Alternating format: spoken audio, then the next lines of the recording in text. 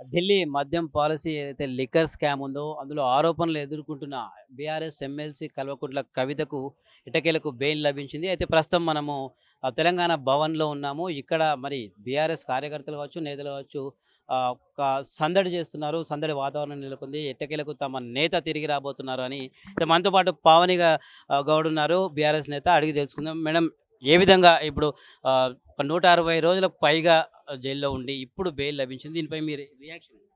160 రోజుల పాటు దాదాపు ఆడబిడ్డ అని చూడకుండా వాళ్ళ రాజకీయ క్రీడలో భాగంగా పావుగా ఉపయోగించి లేని లిక్కర్ స్కామ్‌ను మీదకి తీసుకొచ్చి అసలు ఆళ్ళ విచారణ జరిపినా గూడా ఎలాంటి ఆధారాలు లేవు. నిరాధారమైన కేసు. ఇన్ని రోజులు ఆడబిడ్డను ఎందుకు జైల్లో పెట్టి మీ కక్షను తీర్చుకుంటున్నారని ఈరోజు సుప్రీంకోర్టు జడ్జి గూడా తెలియజేయడం జరిగింది.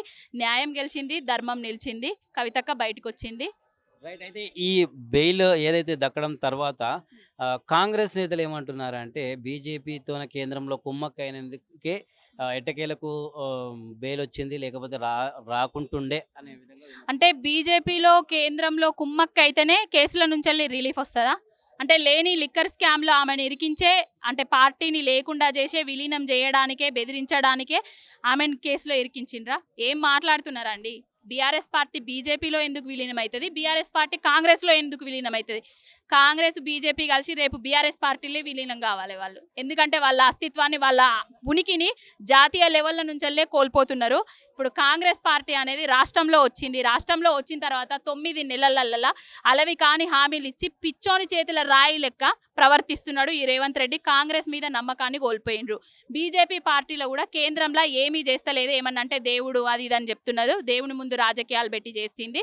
వాళ్ళని నమ్మొద్దు అనేసి వాళ్ళకు కూడా అర్థమైపోయింది. రేపు రాబోయే రోజులల్లో బీఆర్ఎస్ పార్టీకి భారీ లెవెల్లో ప్రజాదరణ ఉండబోతుంది. మా పార్టీ ఏ పార్టీతో విలీనం లేకుండానే, పొత్తు లేకుండానే, ఏ కేసు లేని, అసలు స్కామే లేని కేసులు ఆమెను ఇరికించి ఇప్పుడు బయటికి రావడం జరిగింది. విచారణ ఎదుర్కొని బయటికి వస్తుంది.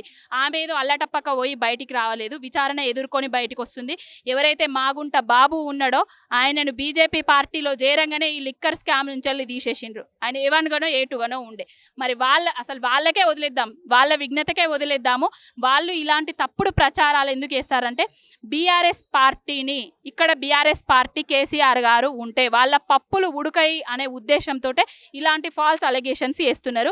ఎవడైతే ఇంకోసారి కేసీఆర్ బీఆర్ఎస్ పార్టీ బీజేపీలో కాంగ్రెస్లో విలీనం అంటాడో చెప్పు తీసుకొని దంచుతాం ఇంకొకసారి. అయితే అద్దంకి దయాకర్ కూడా ఘాటైన వ్యాఖ్యలు చేసిన పరిస్థితి.